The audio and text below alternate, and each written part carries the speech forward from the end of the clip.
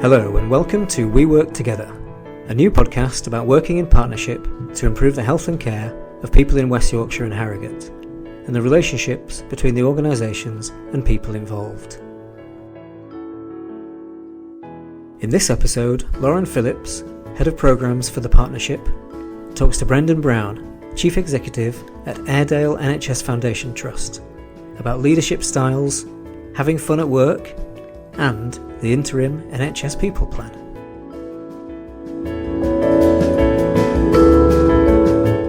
Brendan, would you tell me a little bit about your career path? I've been in the NHS now for over 30 years.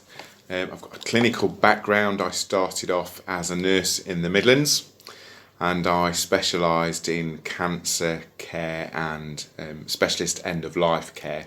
And within some of those clinical roles, I led on education, I managed departments, but then I went into management roles after Cathy McLean, who has recently just finished her term as NHSI Medical Director. I worked with her in Derby and she took me to one side and her words were, "Brendan, you need to dip your toe in the water and get properly wet." Which was basically her telling me to grow up and become a manager, which I did.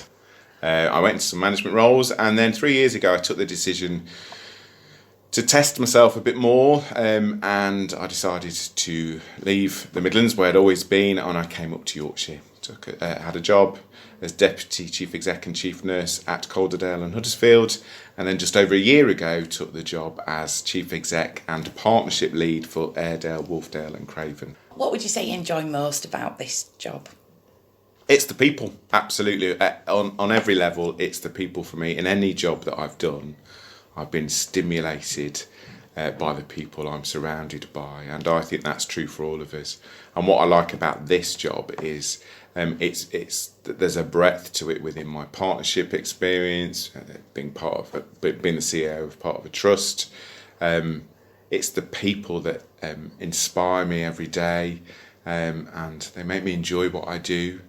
And seeing people, I don't mean to sound pithy about this, but actually seeing people develop and indeed enjoy their job, that's what makes me enjoy mine. I think a lot of people, particularly, well, I'm sure both outside and within the NHS and the health and social care kind of sector overall, would imagine your job's really stressful. That of any trust chief executive, got a lot of staff that you're responsible for, the care and the quality of that care for thousands of people every year. Would you say you find it stressful? So my job is as challenging as a carer that is going into five different people's homes in the community. It's as stressful as a band 5 nurse on a ward. It's as stressful as a physiotherapist in an outpatient department. It's as stressful as a junior doctor starting their first rotation. And we all have challenges, but I'm part of a team that help me manage any stressful situation. And I have a view that if it's stressful, sometimes you need a bit of stress to keep you energised and stimulated. But if it's becoming overly stressful, then that's why I'm surrounded by people who will help me. Got a really good team here, haven't you? Great team at Airedale, but I think at an ICS level as well, there are people from across the sectors who are willing to help. That's what I like about working here, actually. People are incredibly friendly and keen to help. They're very genuine about that. I had this conversation with Vicky Beer, who leads voluntary services locally, and we had the same view, that actually it's people's optimism and their willingness to help you, whether you ask for it or not. That's what's unique about working here.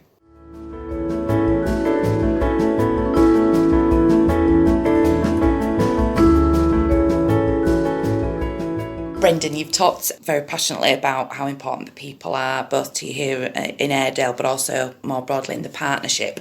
What are your views on the interim people plan for the NHS that's been published in the last month or so? I'll answer as you would expect in some ways, to say that the NHS People Plan is hugely exciting and it's a great thing to have. But I do genuinely mean that. So the fact that we're now talking about our people in the same way or at the same level as we talk about our money, as we talk about our performance, means that there's a definite signal for how we can improve on what some of the things that we're already doing. I think we're challenged at a workforce level. We all know we have shortages. We know that. But it's what are we doing about it? We know that we're losing people from the NHS to work in other sectors. How do we help our colleagues retain them? We know that there are shortages in local authority workforce areas. And we have the same problems, but doing what we've always done won't change things. We need to think a bit differently, and we need to be brave and allow our leaders to be brave. The fact we've got a national chief people officer signals that the tone is right, and I think we can influence what's happening nationally. So we talk, the interim people plan talks about how do we make the NHS the best place to work. It already is one of the best places to work. How do we build on that? How do we truly tackle some of the challenges that our colleagues face? So we know that there are examples of bullying behaviour. We know there are examples of homophobic behaviour, that there's gender bias. But then equally we know that some people are having a really positive experience. So how do we tackle what's wrong and enhance what's right? And I think the people plan will enable us to do that. And as I said, I've moved around the country. I think we're in a really good place in West Yorkshire to influence what's happening nationally. Airedale, of course, are one of 6 acute trusts in West Yorkshire and Harrogate that work together both as a sector. So I know, for example, Brendan, you meet regularly with your chief executive colleagues from the other 5 acute trusts and also across the partnership. What are the advantages of working together in that way versus just trying to do that within your own organisation? So I think it gives us a commonality. I think there's greater strength in numbers. I think the West Yorkshire Association of Acute Trusts, known as WYAT, is a good example of that. But I know our commissioning colleagues have similar forums, as do our mental health colleagues, as do our local authority and voluntary sector colleagues. But actually it's how we coalesce and build on the challenges that we have.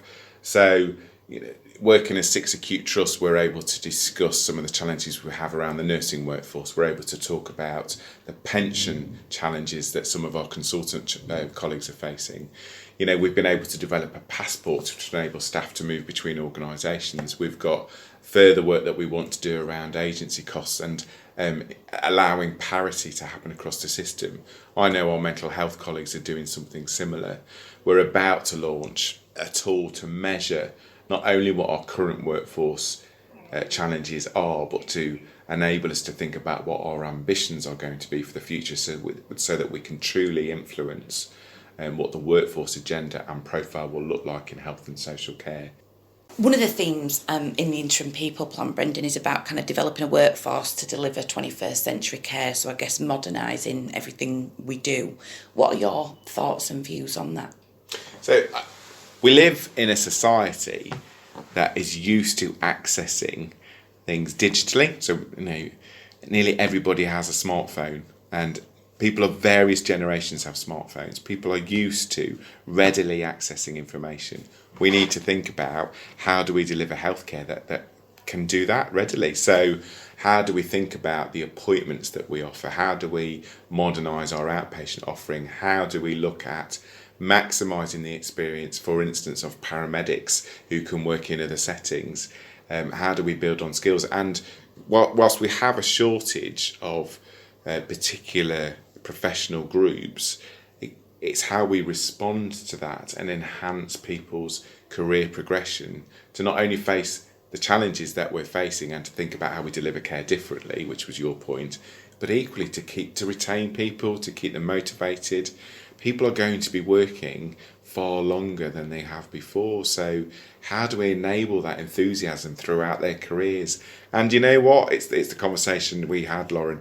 We also need to have a bit of fun whilst we're at work. And if you are motivated and enjoying your work and able to be the best that you can be, you can enjoy it differently. And that's certainly what I see in West Yorkshire. And I know my chief exec colleagues and the leaders want to harness the potential of the people that we've got.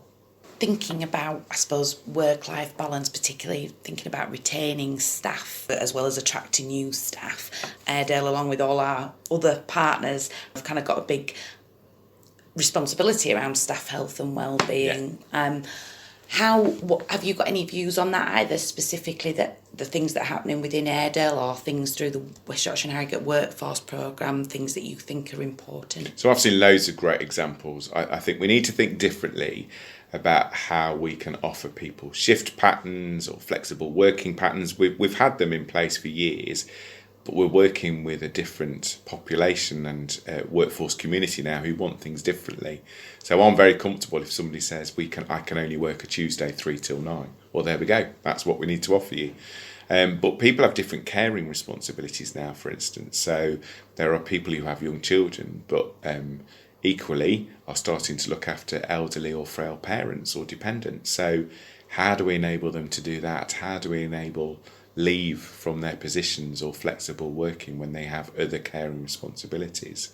How do we enable a generation that will want to travel the world to still be part of our workforce and know that they are working for us and can come back from a gap year in Australia or New Zealand to a career in microbiology or in the pathology labs or in radiology?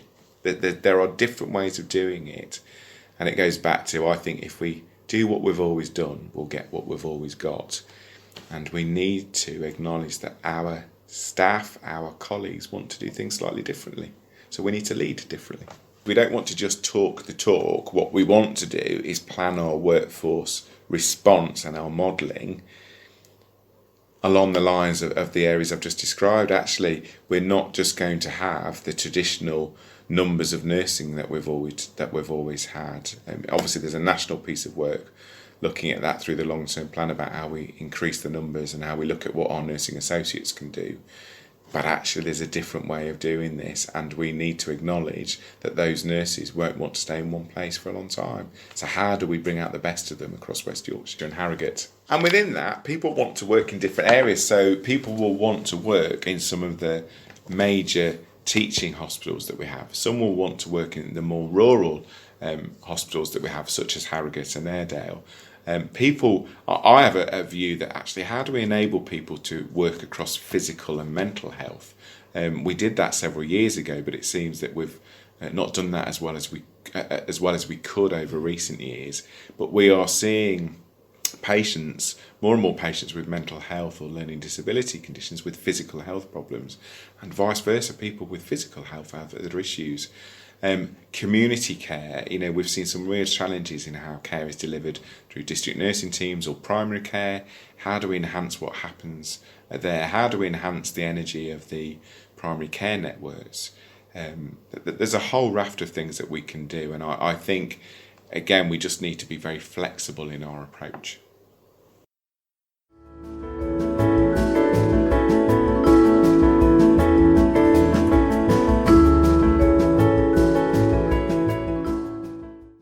Brendan, what do you think makes a good leader? I think there are several things that make a good leader, but the first for me is a leader who is themselves. So you have to be genuine, you have to have integrity, and not every leader has to be the same. So people lead in different ways, but for me as a leader, the most important thing is remembering the impact you have on somebody else, either through your position or through what you say and do. All the interactions in the corridor. The interactions. Yeah. I think, people need leaders who have a vision, who are able to lead, who are able to manage, who are able to inspire. But for me, what's most important is the behaviours and how you truly. I think it was the Maya Angelou quote that said it's not about what you say, it's about how you leave people feeling. Yeah. That's what's most important for me. And if I think back to leaders I've worked with over the years, it's how they've left me feeling that has been most important, and for me, how they've given me opportunity to progress. A leader should be thinking about how we pay it forward. I have a responsibility as a leader, I think, to give other people the opportunities that I've been given. How do you think we're improving routes for leadership for people who've kind of probably traditionally been excluded from those opportunities? I think what we're doing in West Yorkshire is calling that behaviour out. So is it fixed, and have we got equity across the whole patch in West Yorkshire and Harrogate? I don't know. I know, certainly from our staff surveys and from some of the reports that we've all read, that there are still pockets of poor behaviours.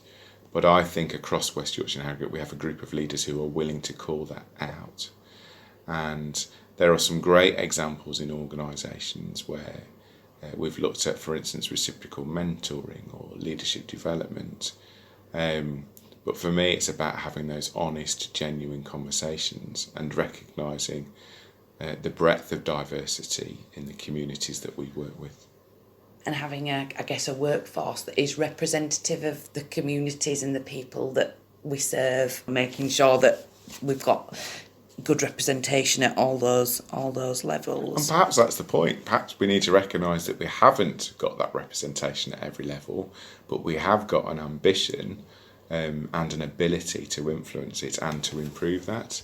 But it isn't just about progressing people in leadership positions. For me, it's about helping our colleagues who may find themselves in a difficult situation or who may be facing a level of discrimination, albeit subtle or much more obvious. But how do we enable our leaders to tackle that behaviour, and how do we enable our colleagues to be the best that they can be in 2019 and beyond? Yeah. This is how we encourage people to come and work for us and with us, because it is a good place to work. I could talk about lots of different initiatives, but for me, it's about the honesty and the intent to improve things that's most important.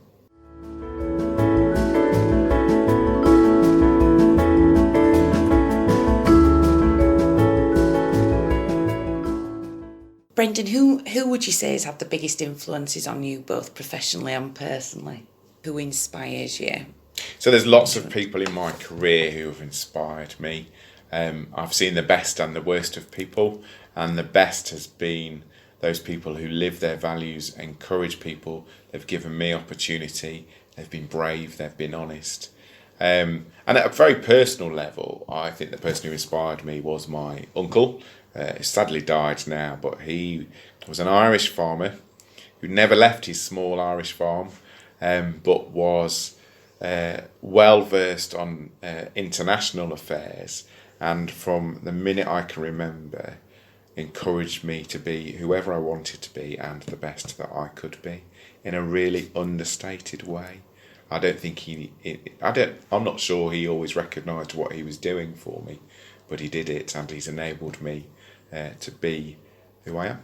When was the last time you felt embarrassed, nervous or scared? Oh, I can feel embarrassed, nervous and scared every day. I think all at the same time. I have that internal tummy clench. Or when you're suddenly faced with a room full of people who look at you for the answer, and you think, well, I haven't got the answer. Give me a minute, I'll think about it. But I think sometimes being nervous and uncomfortable is a good thing, because it keeps you at the top of your game.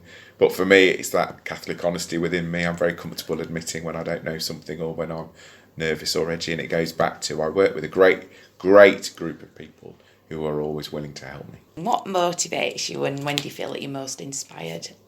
It goes back to, it's the people I work with who make me feel inspired and motivate me. I've started something here at Airedale called a leadership community event, because I genuinely believe that there is leadership in every seat. So we had over 65 people talk to me about their views of leadership this week, which left me thinking, I'm inspired. There are good people who are going to lead the NHS for the future. It left me feeling very motivated and happy. And is the leadership event you just described, is that something you're going to do on a regular basis here at Airedale? So we've done it 3 times now. Okay. So I test things out with them. I know people do similar things elsewhere. So I know Thea in the Community Trust at Leeds does something around 50 voices. It's probably very similar in some ways, but I test this out with people who don't necessarily see themselves in traditional leadership roles. Because I think they have an opinion and I want to hear what it is, and they challenge me and make me think differently and make me laugh a lot. Oh, well, that is absolutely very important. If you could work with anyone, who would it be and why? And I guess that could be somebody that you've already worked with before, or it could even be a contemporary figure or somebody from history. I think would I go back to any point in any of my jobs, I've been really fortunate that I've enjoyed all of the jobs I've done. And if I haven't fully been enjoying the job, I've fully enjoyed the people I've worked with. So I don't think I've aged, I've just got laughter lines because I have had such fun in my career, and I think that's really important. So I would go back and revisit some of those experiences because they were pretty phenomenal. Who would I work with? There's several people. I'd love to spend some time with Barack Obama just to see how he functions and what his thought processes are. Aung San Suu Kyi is a bit of a controversial figure currently, but there's something about her steely determination during the face of adversity that made me think I'd love to have a conversation with her. There are several people, but it isn't always the people at a national level. I've talked to people here about, come and let me spend some time with you in the job that you do all day, every day. So I know I'm going to talk to some of our mortuary attendants here at Airedale because I think they've got a story to tell me about their role.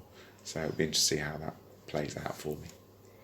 Do you miss, so in obviously you've had a career where you have been a frontline clinician, but in more recent years have obviously had manager and director roles. Do you sometimes feel that you miss being on the front line, being a clinician that's dealing with patients every single day? So do I miss patient contact? I do, but I still feel that I'm influencing what happens for patients and indeed their families. It's their families that I enjoyed meeting as well. I'm still a clinician. I've never lost that. I'll always be committed to patients and the populations that, in my view, we serve. We're public servants. It's difficult sometimes as a chief exec because when you do get to meet patients, it's often in difficult circumstances. But part of my ambition to lead differently is to be with patient groups and community groups when things are going well. We need to harness their potential and their energy. But I get my fix of patients when I'm out and about in clinical areas.